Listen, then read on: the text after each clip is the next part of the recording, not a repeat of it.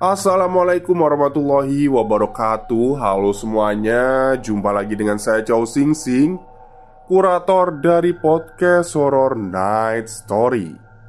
Halo, apa kabar semuanya? Semoga kalian baik-baik saja ya. Dan seperti biasanya pada siang hari ini, saya kembali dan akan menceritakan sebuah treat horor yang saya datangkan dari tweetnya Mas Dedi Bo, yang menceritakan tentang transmigrasi penduduk Jawa ke Sumatera. Dan ternyata ketika transmigrasi itu ada kejadian yang sejarah atau kejadian yang cukup menyeramkan yang ada di desa itu. Oke, daripada kita berlama-lama, mari kita simak ceritanya. Wonokromo, Juli 1999. 25 tahun yang lalu, sejak program transmigrasi besar-besaran dilakukan oleh pemerintah di sebuah desa di Pulau Sumatera, beberapa orang berbondong-bondong dari desa mengikuti perpindahan populasi dari satu tempat ke tempat yang lain. Dari perkumpulan kecil kemudian berkembang menjadi beberapa desa yang biasa disebut dengan kampung Jawa. Wonokromo menjadi bagian dari beberapa desa itu.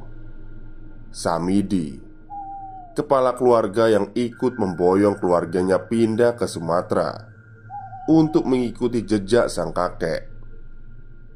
Saat itu, di desanya di wilayah Jawa Tengah akan diadakan rencana pembuatan bendungan, sehingga satu desa dipindahkan ke tempat yang lain. Samidi mempunyai satu istri dan dua anak. Anak pertama bernama Yati, 12 tahun, dan yang masih kecil bernama Dinda, 6 tahun. Dengan diiming-imingi pekerjaan dan tanah, satu desa berpindah tempat. Saat itu Samidi mendamar kabar jika di sana sudah ada satu kampung, sisa-sisa dari program transmigrasi sebelumnya. Sehingga ketika ia berpindah ke sana, sudah ada hunian yang bisa ditempati. Topografi di wilayah Sumatera sangat berbeda dengan desa Samidi tinggal dulu. Jika di Jawa dominan dengan batu kapur dan jati, Wonokromo tempat tinggal sekarang lebih dominan perkebunan karet dan sawit. Selain itu, listrik juga jarang. Hanya hidup sampai jam 16 atau jam 4 sore. Namun dengan berani ia memboyong keluarga kecilnya untuk berpindah. Kesibukan di desa ini ialah berkebun. Satu kakak mendapatkan 1 hektar kebun karet yang sudah ditanami, peninggalan program terdahulu, sehingga kepala keluarga bisa memanfaatkannya untuk bertahan hidup. Entah kenapa saat itu banyak kebun tanpa tuan. Mungkin pemiliknya lebih memilih untuk kembali ke Jawa, pikir bapak dua orang anak itu.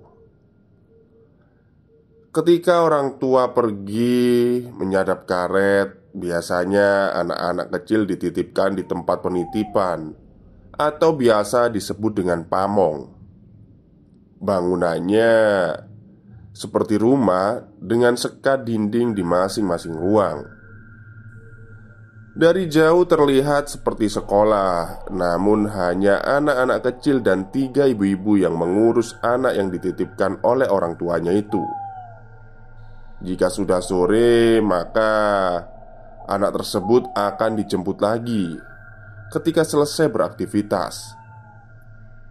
Untuk rumah yang ditinggali berbentuk rumah semi permanen, terdiri dari 2 kamar, 1 ruang tamu dan dapur, kemudian kamar mandi belakang, terpisah dengan bangunan utama. karena di satu desa tinggal bersama dengan suku yang sama. Samidi pun dengan mudah akrab dengan keluarga atau tetangga lain yang tinggal terlebih dahulu di sana. Bahasanya sama, kebudayaannya pun sama. Bahkan di hari-hari tertentu diadakan atraksi kuda lumping, pagelaran wayang, sampai sedekah bumi. Sama seperti desa tempat Samidi tinggal dulu. 2 tahun berjalan. Sore itu Samidi dan istri selesai pulang dari aktivitas menyadap karet. Ia masuk kamar namun didapati Yati masih di kamar membaca buku. "Adikmu kemana, Nduk?" tanyanya. "Nggak tahu, Pak. Tadi waktu Yati mau pulang, adik masih main di pamong. Jadi Yati pulang dulu," jawab Yati dilanjut dengan membaca buku. "Sudah mau maghrib ini. Segera panggil adikmu, Nduk," suruh Pak Samidi. Segeralah Yati pergi meninggalkan rumah untuk memanggil adiknya itu. 30 menit berlalu. Samidi berharap cemas dengan anak terakhirnya itu. Waktu sudah mau maghrib, tapi belum pulang-pulang. Selang beberapa lama Yati pulang namun tanpa dengan adiknya. "Kata ibu pamong, Dinda sudah pulang tadi loh, Pak," terang Yati yang sedang ketakutan menahan tangis. Bergegaslah orang tua itu pergi ke rumah Pak RT, mengabarkan jika anaknya belum pulang. Sudah kesana kemari Samidi mencari, tapi tidak menemukan jua titik terang. Pak RT segera ke pos kamling untuk mengetuk kentongan, menandakan tanda kabar mendesak dan mengundang seluruh warga yang mendengar. Berbondong-bondong warga datang ke pos itu. "Pak Ridwan, segera siapkan obor atau senter masing-masing. Terus semuanya bawa peralatan dapur ya," ucap Pak RT, dan disambut warganya dengan sigap. Sudah berkumpul beberapa warga dengan membawa obor dan penerangan lain. Tak lupa juga peralatan dapur. Entah bagaimana izin dengan istrinya, yang pasti warga sangat antusias. Beberapa kepercayaan warga biasanya anak yang hilang bisa dicari dengan mengetuk peralatan dapur berirama. Berharap sosok yang membawa anak itu menari, kemudian anak yang disembunyikan terlepas dari gendongannya. Selang beberapa lama, sebagian warga berpencar untuk mencari anak yang hilang itu ke segala penjuru.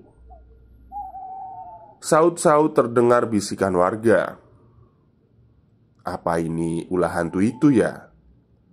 Namun disambut tatapan sinis oleh Pak RT. Di kegelapan malam hutan karet sudah berpencar 2 orang. Terlihat dari cahaya yang berpendar dari bayang-bayang gelap jauh. Pak Ridwan ditemani dengan Mas Gepeng.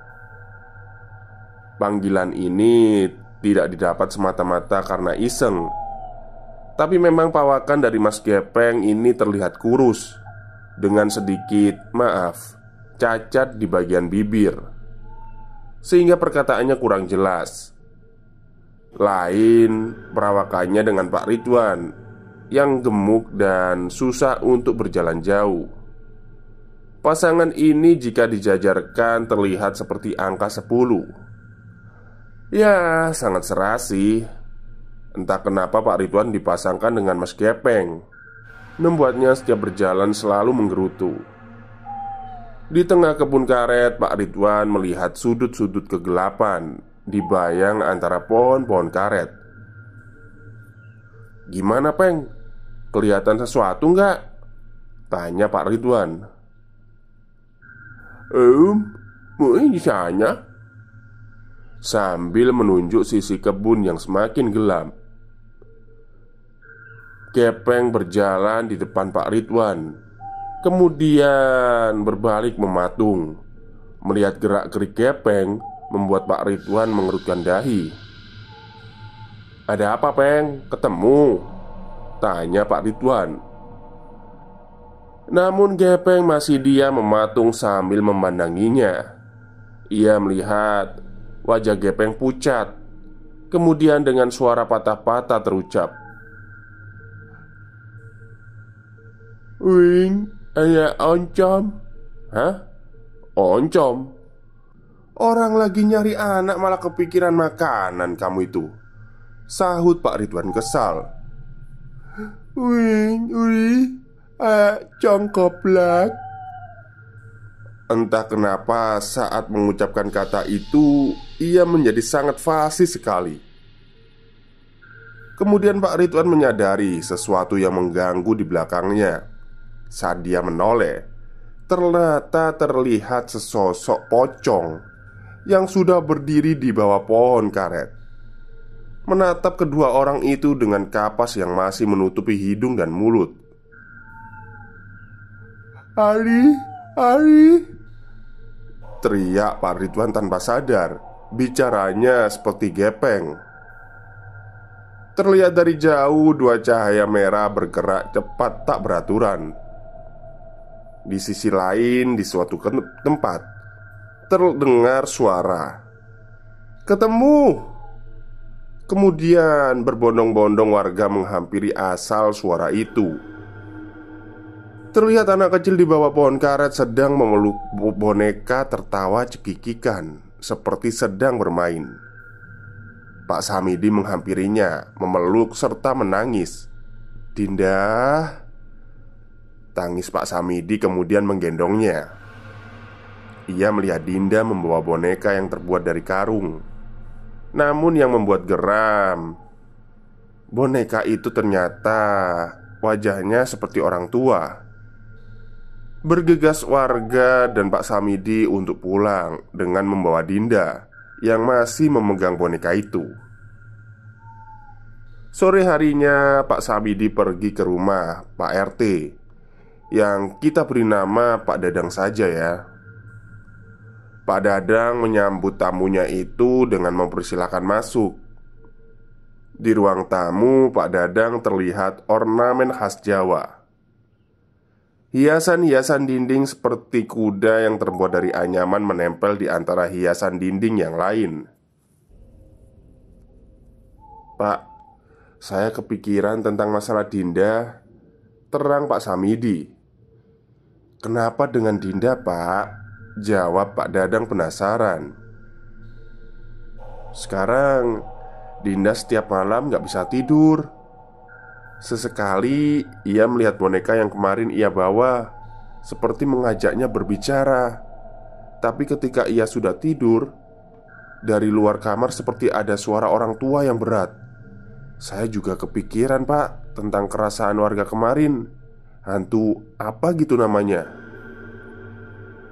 Pak Dadang memperbaiki posisi duduknya, seraya menawarkan teh hangat kepada tamunya itu. Kemudian menjelaskan, "Kampung ini, Wonokromo, dahulu sebelum kita berpindah ke sini sudah ada program transmigrasi sebelum kita. Namun, beberapa tidak betah karena ada gangguan sejak konflik itu. Konflik karena sifat iri melihat saudaranya sendiri yang berhasil. Program ini tidak selamanya berhasil kan? Ada juga yang gagal. Yang gagal kemudian menghasut beberapa warga untuk mengambil hak milik orang yang sudah berhasil. Kemudian pamong di ujung desa kita itu yang sudah tidak digunakan lagi menjadi saksi pembantaian sesama saudara sendiri. Saya masih ingat kok, waktu kecil konflik itu terjadi. Saya diamankan oleh ayah pergi mengungsi ke kampung sebelah. Ada 2 tempat pamong di desa ini. Satu di RT kita dan satunya lagi di ujung desa. Itu kenapa pamong di tempat kita selalu ramai, karena hampir satu desa menitipkannya ke sini. terang Pak Dadang yang sesekali menyeruput teh yang ada di mejanya. Kita juga tahu orang yang datang ke sini pasti bawa bekal yang tak terlihat kan? Mungkin dia dendam dengan kampung ini, ya entahlah. Pak Dadang mengakhiri cerita itu, disusul Pak Samidi yang berpamitan. Di rumah, sore itu terlihat Dinda sedang bermain boneka barunya. Sang ayah sedang berpamitan ke rumah Pak RT, sedangkan ibu pergi ke pasar untuk berbelanja. Dinda hanya ditemani oleh Yati yang masih sibuk dengan buku-bukunya. Sesekali ia mengintip Dinda yang sedang bermain di dapur, memastikan adiknya tidak melakukan apa-apa yang membahayakan. Di tengah konsentrasi membaca buku, terdengar suara orang tua yang menyanyikan gundul-gundul pacul dengan suara serak di dapur, dibarengi dengan tawa cekikikan Dinda. Yati pun langsung bergegas mengintip di mulut pintu yang mengarah ke dapur.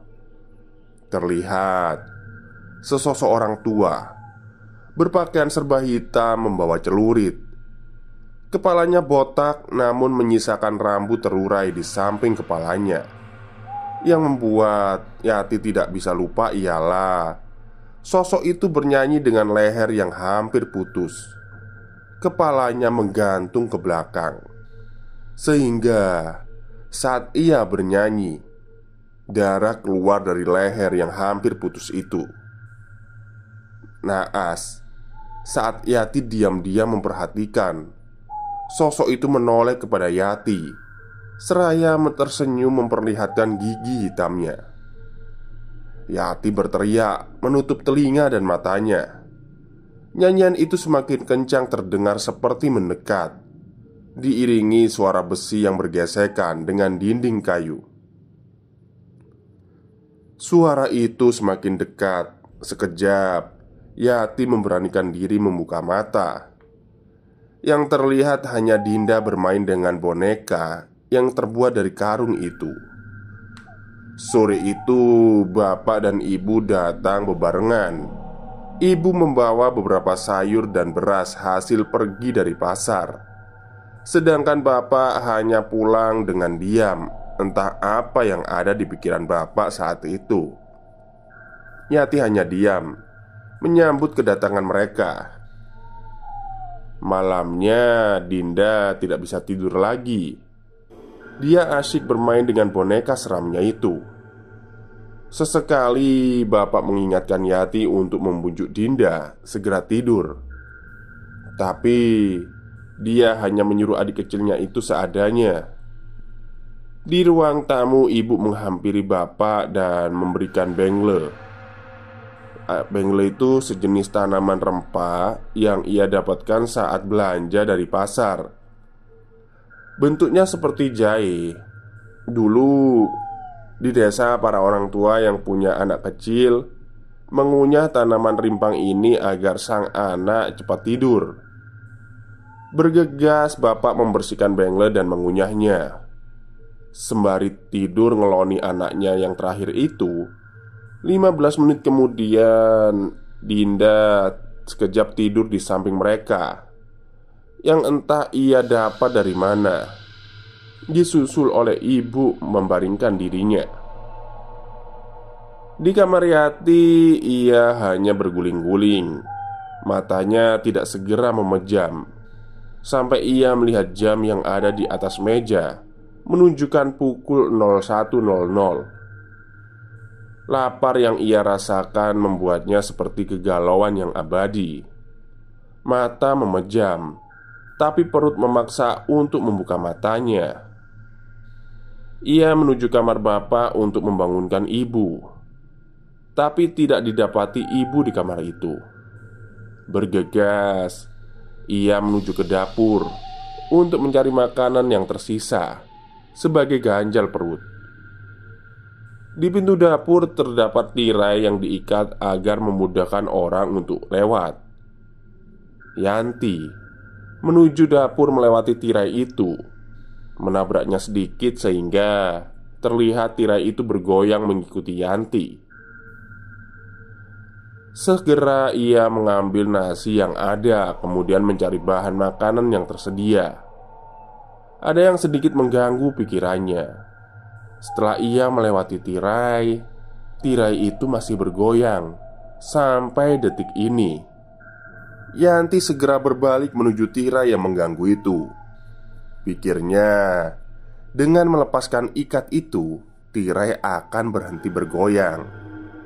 Namun ketika membuka simpul ikat, terdengar suara seperti seekor kucing yang dipegang lehernya.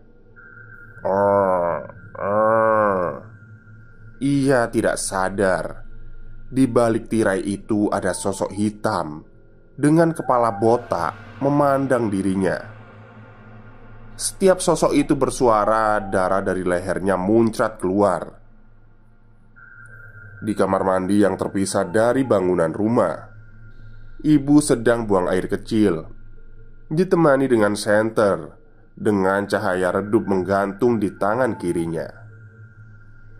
Bak air yang tinggi membuatnya kesusahan saat ia berjongkok, sehingga ia meraba-raba untuk meraih gayung di bak. Tapi ada yang aneh. Gagang payung itu terasa seperti berambut.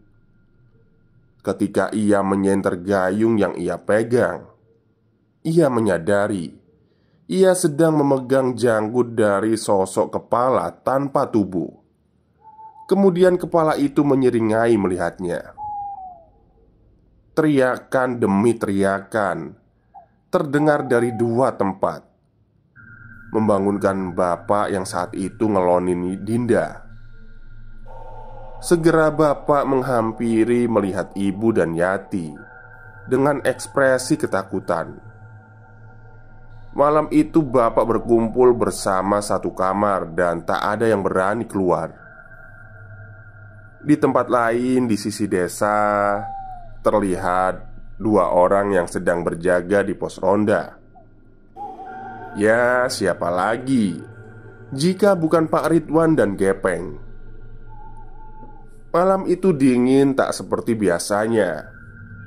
Embun malam yang datang membasahi rumput di sekitaran pos ronda. Radio yang digantung di tiang pos terdengar gemerisik. Suaranya cempreng, namun rasa sepi ini dapat terobati dengan barang elektronik yang sudah usang itu. Terdengar dari radio siaran berita nasional menandakan sudah memasuki pukul 1 dini hari.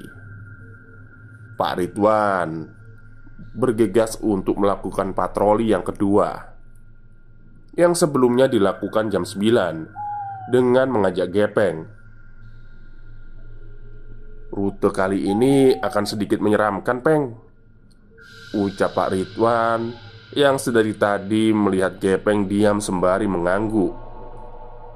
Bukan menuntut untuk dijawab, tapi Pak Ridwan tahu bagaimana kapasitas Gepeng.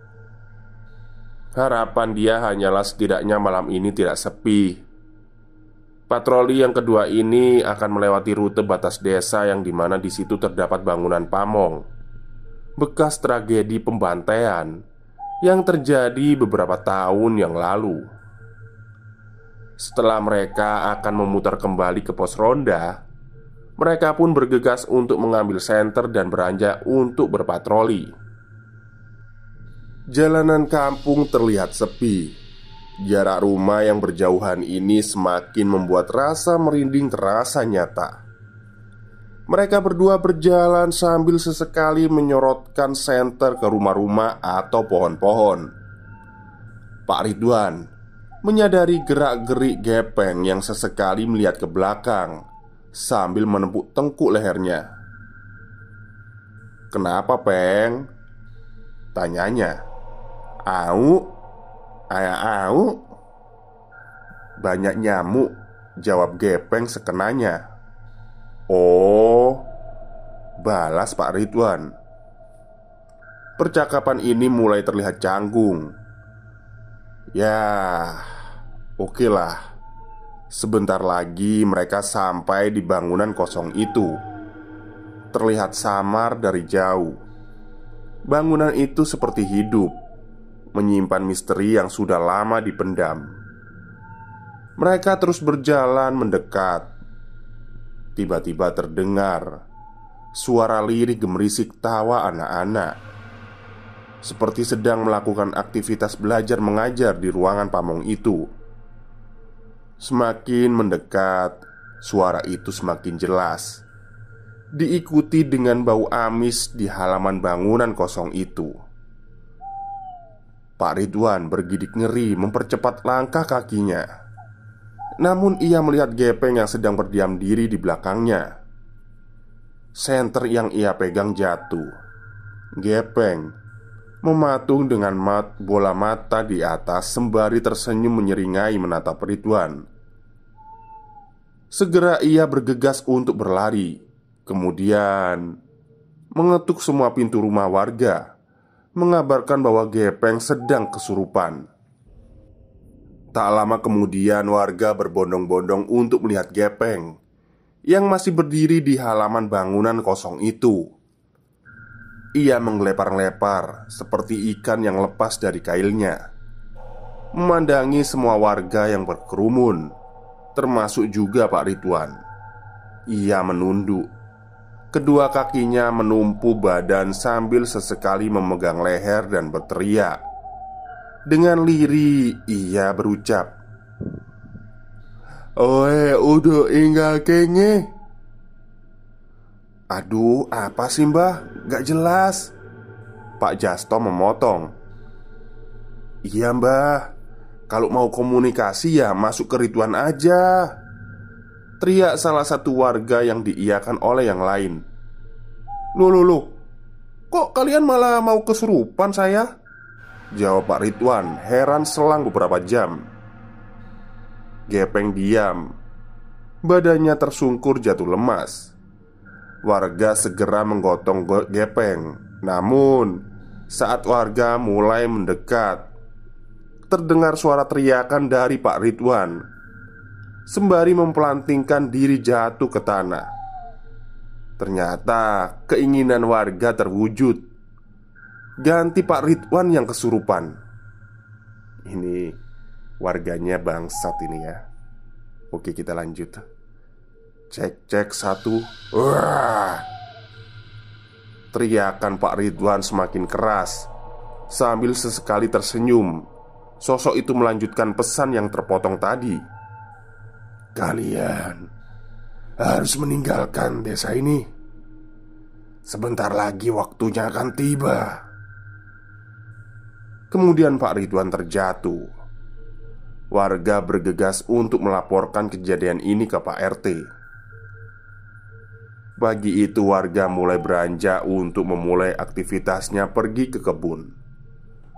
Berita tentang Gepeng dan Pak Ridwan yang kesurupan semalam segera cepat menyebar tanpa melalui aba-aba. Di jalan, di kebun, di warung, warga mulai membicarakan kejadian itu yang dikaitkan dengan tragedi pembantaian Karman. "Kenapa harus meninggalkan desa?" tanya Pak Darmin kepada pengunjung warungnya. Berbeda dengan yang lain, Pak Darmin merupakan transmigrasi yang tidak melalui program pemerintah. Jadi ia hanya merantau untuk berjualan makanan kecil dan kebutuhan pokok. Bagi warga desa Wonokromo, di depan warungnya terdapat kursi dan meja kecil dari kayu yang ia sediakan untuk warga yang ingin istirahat sebentar. "Aku nggak tahu begitu jelas bagaimana kejadian itu, Pak D. Kejadian itu terjadi waktu program transmigrasi pertama. Sedangkan kan kita masuk ke sini program yang ketiga," saud Jasto, yang sedari tadi asyik dengan kopi hitam dan pisang gorengnya. "Mungkin Pak RT yang lebih tahu, karena kakeknya yang pertama kali ikut program transmigrasi. Sama siapa tuh yang punya kebun karet? Oh iya, Pak Samidi," lanjut Jasto menerangkan penjelasannya. "Pak D, saya utang dulu ya. Sekalian bungkus buat Ridwan dan Gepeng. Kasihan katanya badannya seperti digebukin." "Alah, kebiasaan utang," sahut Pak Darmin ketus. Matahari mulai menyisingkan matanya, menandakan waktu sudah beranjak sore. Terlihat dari jauh warga sudah berbondong untuk bergegas masuk ke rumah dan pulang dari kebun, termasuk Pak Samidi. Sore itu ia menyempatkan diri untuk berkunjung ke rumah Pak RT. Kejadian yang ia lalui semalam menyimpan tanda tanya dari benaknya. Di depan rumah berpagar kayu dengan tanaman rambat yang menghiasi, berdiri seorang pria yang menggunakan baju kaos partai. Di tangannya masih memegang pisau alat sadap karet. Terlihat Pak RT yang sedari tadi menyirami tanaman di halaman rumahnya, sembari mempersilahkan Pak Samidi yang baru datang untuk masuk ke rumah. Tanpa sungkan Pak Samidi bergegas masuk, bercerita kejadian yang menimpa keluarganya semalam. Dalam hatinya masih berpikir, apakah ada hubungannya dengan boneka yang dibawa Dinda kemarin? Pak RT duduk sembari menjelaskan. Di raut wajahnya juga terlihat kecemasan, karena kejadian malam itu seperti membawa teror yang dirasakan oleh warga. Bibirnya terlihat seperti menyembunyikan kata yang akan diucap. Namun Pak Samidi segera menceritakan masalahnya. "Pak, kemarin keluarga saya diteror sosok itu lagi. Pria berpakaian hitam seperti yang Pak RT ceritakan kemarin," ucap Pak Samidi. "Tak salah lagi, itu juga sosok yang meneror warga semalam di waktu yang sama." Pak RT segera pergi ke belakang, kemudian mengambil album foto yang nampaknya berdebu di lemari. Dibukanya album itu dan terlihat foto 13 pria yang sedang berjejer menggunakan baju lurik. Satu orang lagi menggunakan pakaian serba hitam dengan kancing bagian dada yang terbuka. Di bawah foto bertuliskan "Program Transmigrasi Pertama 1970". "Kakekmu juga teman ayahku dulu, termasuk Karman. Sore itu terjadi kegemparan di desa. Entahlah, tidak tahu siapa yang menjadi provokator. Tiba-tiba terjadi keramaian di halaman pamong. Aku bergegas untuk menuju ke pamong dengan sepeda yang kumiliki saat itu. Di sana sudah ada kakekmu dan ayahku. Sekilas, aku melihat mayat yang tergeletak di tanah bersimbah darah. Kemudian, ayah menutup mataku. Samar dari celah jari ayahku, aku melihat mayat itu berdiri dengan kepala yang hampir putus, berjalan goyang terluntai menuju kebun karet di perbatasan desa. Warga yang melihat hanya terdiam, tidak berani mendekat. Aku mendengar percakapan ayahku dan kakekmu tentang ilmu yang diamalkan oleh Karman. Ilmu yang membuat jasadnya tidak bisa mati jika tersentuh dengan tanah. Tidak ada yang tahu jika ilmu yang sudah punah itu bisa kita lihat dengan mata kepala sendiri. Kau mungkin tidak percaya dengan ceritaku, kan? Tapi itu kenyataannya." Pak Dadang melanjutkan ceritanya sembari tangannya gemetar memandang foto itu. "Oh, ilmu ini ya, Rowo Rontek lah ya. Kalau yang tahu ilmu Rowo Rontek ya seperti itu, nggak bisa mati. Kecuali dibunuhnya di udara. Maksudnya, jadi jasadnya itu nggak boleh nyentuh tanah. Kalau nyentuh tanah itu dia bisa hidup lagi. Tapi itu ilmu setan sih." Setelah kejadian itu, tidak ada yang tahu jasad Karman. Warga desa mempercayai jika ada orang yang mati, jiwanya akan mengisi benda yang menyerupai manusia. Malam itu, semua warga desa menutup hiasan foto serta hiasan patung atau boneka yang terdapat di rumahnya. Anak-anak kecil menangis sesenggukan melihat bonekanya yang dibungkus dengan kain jarik. Aku melihatnya sendiri. Boneka adikku yang sudah ditutup kain jarik tiba-tiba bergoyang sendiri. Jarik yang menyelimuti foto itu juga bergerak tak beraturan. "Boneka," potong Samidi. "Sebentar pak, aku pulang dulu ya." Samidi langsung buru-buru pulang. Raut wajahnya panik. Langkah kakinya cepat di rumah. Sore itu di ruang depan, Yanti sedang membaca buku ditemani Dinda yang sedang asyik bermain dengan boneka seramnya itu. "Ayo nak, mandi dulu," teriak ibu dari dapur menyuruh Dinda untuk mandi. Segera Dinda menghampiri ibu meninggalkan boneka itu berdua dengan Yanti. Yanti terlalu asik dengan bukunya. Sesekali ia melihat boneka yang sepertinya memandanginya itu tergeletak duduk di dinding. Karena tidak nyaman dengan pandangan boneka itu, ia membuangnya ke kamar dan kembali asyik dengan bukunya. Di tengah membaca buku terdengar samar suara memanggil dirinya. Suaranya berat, seperti orang tua. "Yanti." Bergegas ia menoleh ke kamar. Namun saat ia menoleh lagi ke bukunya, di balik sisi buku itu mengintip tangan keriput dengan kuku hitam yang panjang, menggenggam tangan Yanti yang masih memegang buku.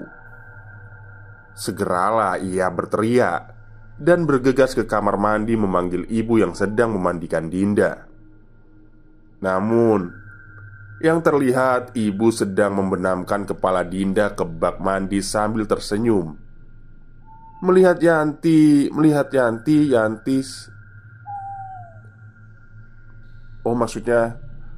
itu, Yanti segera menarik rambut ibu dan melemparkannya ke belakang. Terlihat Dinda yang sedang gelagapan dan menangis. Kemudian Yanti menggendongnya. Bergegas mereka keluar untuk mencari pertolongan. Namun dari jauh sudah terlihat bapak yang lari tergopoh-gopoh. Ia segera masuk kemudian melihat ibu meraung-raung sembari meracau tidak jelas dari mulutnya. Keluar dari kata ini, "Iki opo sing diperbuat karo leluhurmu karo aku?" "Ini adalah yang diperbuat leluhurmu kepadaku," diiringi ketawa nyaring. "Aku iso nang dindi sampai kabeh keturunan sing mateni aku melu mati. Aku bisa kemana-mana sampai semua keturunan yang ikut membunuhku ikut mati." Ibu memekik panjang, kemudian terhuyung jatuh. Bapak yang saat itu terdiam segera mengambil boneka. Bonekanya mana?" teriak bapak kepada Yanti. Yanti menunjuk kamar tempat ia melemparkan boneka itu. Kemudian bapak mengambilnya, membungkusnya dengan kain jarik, lalu membawanya ke Pak RT. "Segera panggil warga buat nolong ibu," ucap bapak seperti tergesa-gesa. Ia segera menghampiri Pak RT yang saat itu sedang mengelap sepeda lamanya. Terlihat wajah Pak Samidi yang panik dengan membawa buntalan kain jarik. "Ini pak, yang Dinda bawa kemarin. Sepertinya ini penyebab semuanya." Pak Samidi menghela nafasnya. "Lalu apa yang kita lakukan?" tanya Pak RT. Segera ia mengambil jirigen berisi minyak tanah, kemudian membakar boneka itu di depan mata Pak Samidi. 15 menit berselang tapi boneka itu tidak nampak seperti terbakar. Masih utuh. "Ayo ikut aku pak," tegas Pak RT. Kembali ia membungkus boneka itu dengan kain jarik, lalu mengambil sepeda yang bersandar di dinding. Pak Samidi pun mengangguk untuk ikut. Hari sudah sore, jalanan sudah mulai gelap. Bergegas mereka berangkat menyusuri jalan desa menuju rimbunnya hutan karet. Di tengah perjalanan, Pak Samidi yang saat itu dibonceng Pak RT merasakan keanehan. Buntalan jarik ini terus bergerak di pangkuannya. Samar-samar terdengar dari Pak RT memperingatkan jika boneka ini pasti mengundang sesuatu yang tak terlihat. Seiring berjalan, Pak Samidi menggenggam ikatan itu dengan kuat. Namun ia merasa seperti diikuti. Saat ia menoleh ke belakang, terlihat sosok terbungkus dari kain putih sedang memandangi melompat mendekat. Pak, ayo pak, cepet pak. Oh, ini dikejar pocong ini, teriak Pak Samidi. Dengan kepayahan Pak RT mengayuh sepeda itu di jalan menanjak. Kecepatan sepeda mulai pelan, namun pocong itu semakin dekat dengan kepada mereka. Dan tiba-tiba sosok itu sudah menyusul berdiri di samping Pak Samidi, menoleh dengan tatapan kosong, dengan ketakutan yang semakin menjadi. Tak sadar Pak Samidi membanting boneka itu, dan sosok pocong yang mengikuti mereka pun hilang. Di tengah gelap hutan karet, mereka menelusuri jalan yang semakin gelap.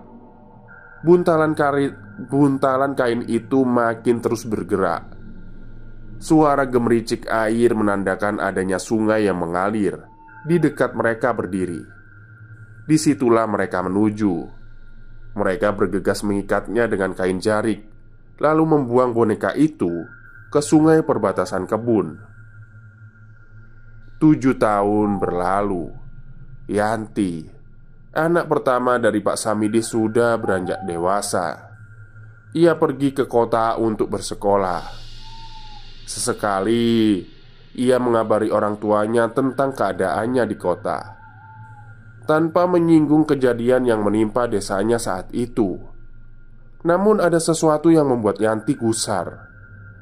Saat sedang asyik bermain sosial media, di suatu grup daerah seseorang mengupload gambar dengan caption, "Ini apa ya? Ada yang bisa jelasin?" Dek. Jantung Yanti berdetak tak beraturan. Kemudian nelpon bapak. "Pak, boneka itu kembali. Boneka Karman." Tamat. Oke, itulah cerita panjang dari treat horornya Mas Dedi, Bu, tentang hantu Karman. Serem juga ya sebenarnya ya. Jadi kemungkinan si Karman ini meninggal, terus arwahnya memasuki boneka gitu ya.